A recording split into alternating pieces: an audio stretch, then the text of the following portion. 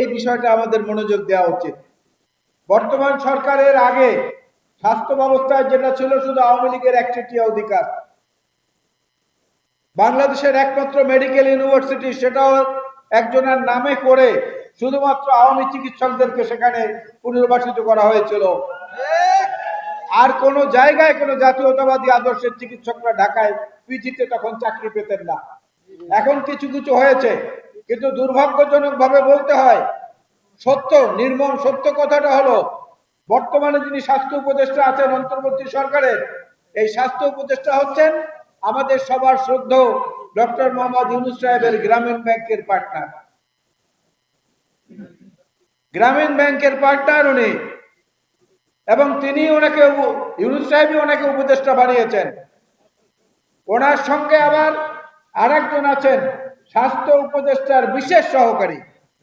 এই স্বাস্থ্য উপদেষ্টার বিশেষ সহকারী বসে বসে নানান রকমের ডালা কুলা ইত্যাদি পেতে বসে থাকেন, কে কি দেবে সেইটার উপরে কাজকর্ম হয়। গতকালকে একটা নতুন অভাবনীয় ঘটনা ঘটেছে স্বাস্থ্য মন্ত্রণালয়ে। স্বাস্থ্য উপদেষ্টা এটার বিষয়ে কিছু জানতেন না, কিন্তু স্বাস্থ্য সহকারীর বরাত দিয়ে স্বাস্থ্য মন্ত্রণালয়ের যে শিক্ষা ডিপার্টমেন্ট আছে, শিক্ষা অংশের যে সচিব, তিনি বলেছেন যে এটা স্বাস্থ্য বিশেষ সহকারী যিনি আছেন প্রধান উপদেষ্টা ডক্টর সাইদুর রহমান, তিনি এই কাজটি করেছেন।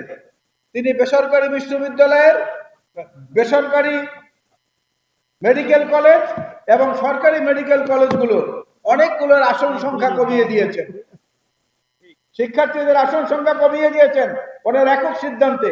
কমিয়ে দিয়ে নতুন একটা প্রতিষ্ঠানকে আবার মেডিকেল কলেজ প্রতিষ্ঠার অনুমোদন দিয়েছেন।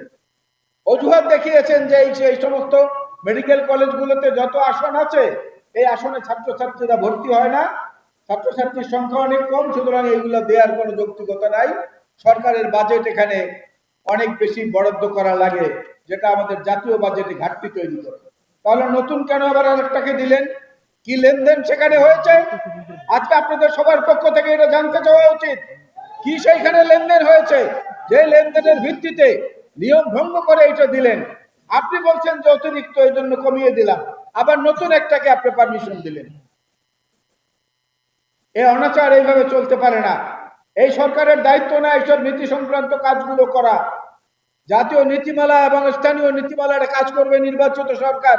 নির্বাচিত সরকার ছাড়া আর কারো এগুলো করার বৈধ অধিকার নেই। সুতরাং আমরা বলবো, আজকে সর্বশেষ বিএনপি জাতীয় স্থায়ী কমিটির সংবাদ সম্মেলনে যে কথা বলা হয়েছে সেই কথার পুনরাবৃত্তি করে আজকের আমাদের প্রধান অতিথি বলবেন। আমি শুধু এইটুকুই বলতে চাই, কোন নীতি নির্ধারণী পর্যায়ের সিদ্ধান্ত এবং জাতীয় সনদ নিয়ে যেগুলোতে ঐক্যমত হয়েছে শুধু সেইগুলো বাদে অন্য কোনোটা চাপিয়ে দেওয়ার চেষ্টা যেন এই সরকার না করে। আমরা কোনো ক্রমে মানব না, কোনো ক্রমে মানব না। নির্বাচিত সরকার যারা আসবে, আমরা ছাড়া অন্য কেউ আসলে একমাত্র তাদেরই অধিকার এটা করার।